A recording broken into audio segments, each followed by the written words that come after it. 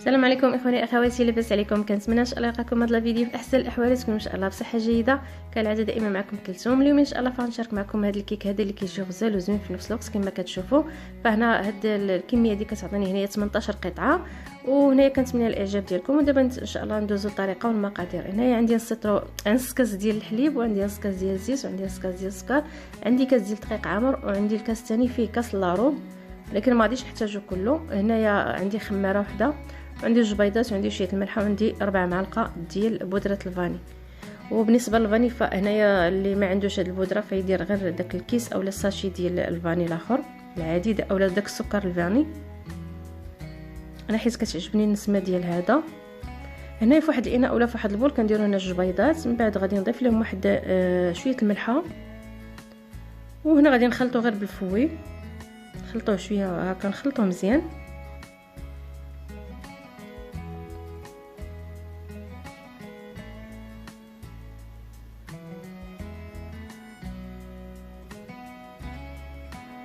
غادي نضيف هنا السكر، نص كاس ديال السكر. وبالنسبه اللي كيبغي حلاوي يضيف واحد شويه ديال السكر، يدير كاس لاروم، لانه هذيك كتجي شويه تقريبا ما كتجيش حلوه بزاف، يلاه كتجي هي هذيك.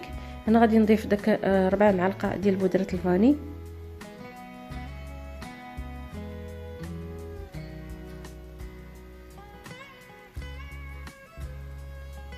غنضيف هنايا الزيت شويه بشويه وانا كنخلط،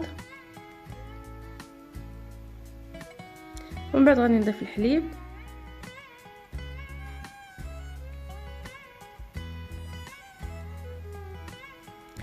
وهنا غادي نغربل هذاك الكاس ديال الطحين. وراه انا راه الدقيق عندي مغربل. وهنا غادي نضيف الكاس الثاني، ولكن هذاك الكاس لاروب فما غاديش نضيفه كله. هنا راه غادي يبقى ليا فيه واحد 4 كاس. هنا كنضيفو غير شويه بشويه وحنا كنخلطوا، لانه هنا على حسب كتبقى على حسب النوعيه ديال الدقيق، وفي نفس الوقت على حسب الكميه ديال السوائل. هنا غادي نضيف الخميره،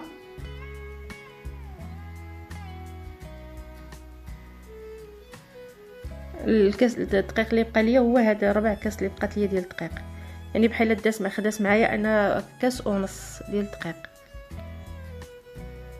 صافي هنا كنخلط، كناخذ هاد الصينيه هذه. فانا هنا هاد لاطا اولا هاد الصينيه غادي نخلي لكم القطر ديالها في صندوق الوصف. صافي من بعد كندخلها للفران، كنسخن الفران وكندخلوها للفران. هنايا بالنسبه للكريمه عندي نص سطر ديال الحليب، غادي نضيف هنايا نشا 3 المعالق ديال النشا. هنا راه معلقه ما بانتش يعني ما صورتش. وغادي نضيف 2 المعالق كبار ديال السكر. وبالنسبه للحلاوه فممكن ديروا 3 ولا 4. انا هنا راه ديما تنقص شويه ديال السكر، يعني اكتفيت غير ب2. وغادي نضيف واحد المعلقه كبيره ونص ديال البودره ديال الكاكاو. وغير بالنسبه للكاكاو هنا راه داير الماركه اللي مزيانه ديال الكاكاو، هنا كتبقى على حسب يعني على حسب كل واحد. صافي من بعد كنديروا ديك الكريمه فوق البوطه اولا فوق النار. من بعد كنبقاو نحركوها هكا مزيان حتى كتعقد لينا مزيان. من بعد هنا غادي نزيد لها الفلون ديال الشوكولات، يعني غير كيس صغير.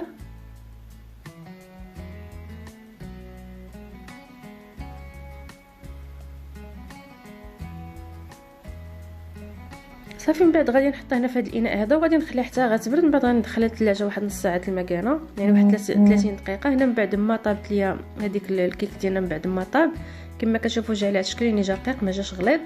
وانا اصلا درتو هكا تعمدت انا حيت مبغيتوش يجيني طالع بزاف. هنا كناخذوا الكريمه كنحركوها شويه، ومن بعد كنضربوها بالخلاط، يعني كنطربوها مزيان. هنايا كنضيف لها، انا ضفت لها هنا واحد المعلقه كبيره ديال الشوكولاط ديال الدهن.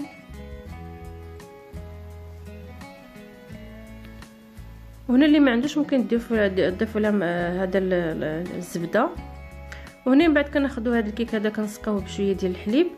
صافي هنا كندير هذيك الكريمه في داك الجيب الحلواني. من بعد هنا صافي كنعمر، وغادي نحط عليها الطرف الثاني.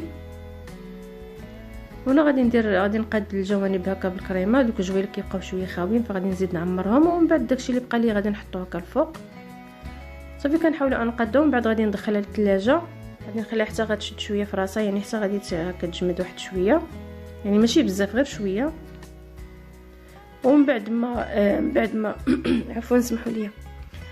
من بعد ما شويه هكا يعني شدات في راسها، فدرت لها في الجناب ديالها درت لهم البيغميسيل، ومن بعد هذا غربلت عليه شويه ديال البودره ديال الكاكاو. هنا كما كتشوفوا غادي نقطعها لكم يعني هكا طراف باش تشوفوا كيفاش جات.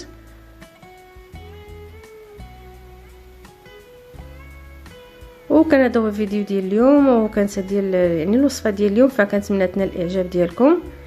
وهنا كما كتشوفوا هي على الشكل ديالها، فهنا كما قلت لكم عطاتني لنا 18 قطعه. كنتمنى هذا الفيديو يعجبكم، وكنتمنى لكم التوفيق ان شاء الله الجميع، وكنقول لكم السلام عليكم حتى الفيديو اخر ان شاء الله.